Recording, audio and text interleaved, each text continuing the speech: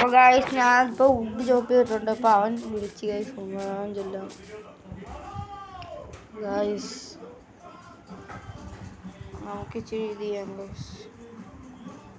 Would എടുക്കണോ അല്ല വേണ്ട ഗായ്സ്, നമുക്കത് ലേ ഔട്ടായിട്ട് ഉപയോഗിക്കാം ഗായ്സ്.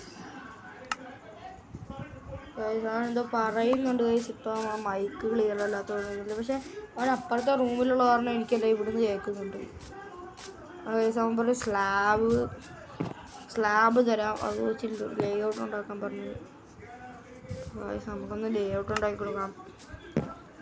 നമ്മുടെ വീട് ഉണ്ടാക്കണമെങ്കിൽ ഗായ്സ് ഞാൻ ഗായ്സ് ഉണ്ടാക്കും.